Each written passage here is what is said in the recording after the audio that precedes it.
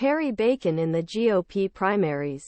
I think Trump has pretty broad support in the party and will win no matter what, barring some major legislative advances.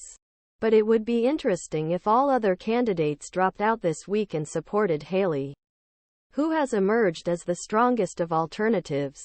If Haley had openly gotten non-Trumper segments of the party behind her and supported her for months, this would have been different than what happened in 20,152,016 campaign or now.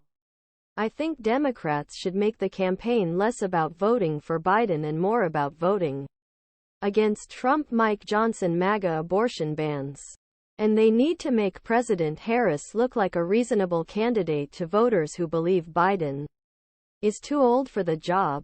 So they need to think about how to make this election for two parties rather than two candidates. Tumulty This will be a critical 10 weeks.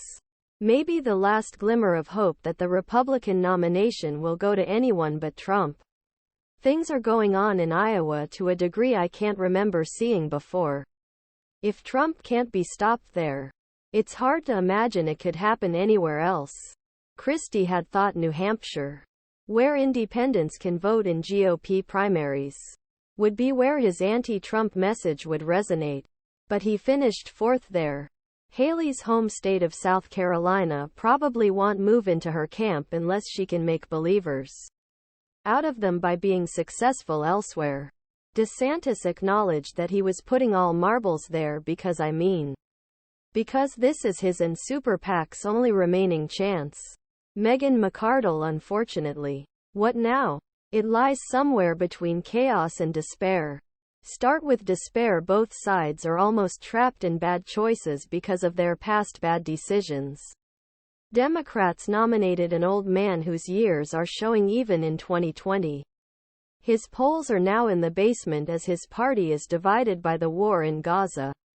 Worse still, it faces strong economic headwinds from a Federal Reserve determined to rein in inflation. Biden himself helped create this by passing a massive and unnecessary stimulus package just as vaccines ended the emergency phase of the pandemic. Normally, Democrats' best hope would be to brush this guy aside and elect someone more convincing.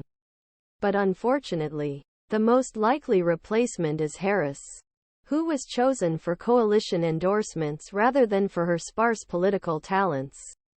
He is generally considered an even weaker candidate than Biden. From what I understand, the only person who thinks Kamala D. Harris can beat Donald Trump is Kamala D. Harris. And on the Republican side, of course, we have Trump, who is unfit to be president for many reasons. He is unpopular with voters outside the Republican base for many of the same reasons.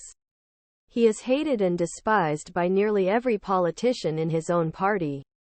Yes, Republicans. Even those who try to get your votes by publicly deferring to him. For both electoral moral reasons. The rest of the party should have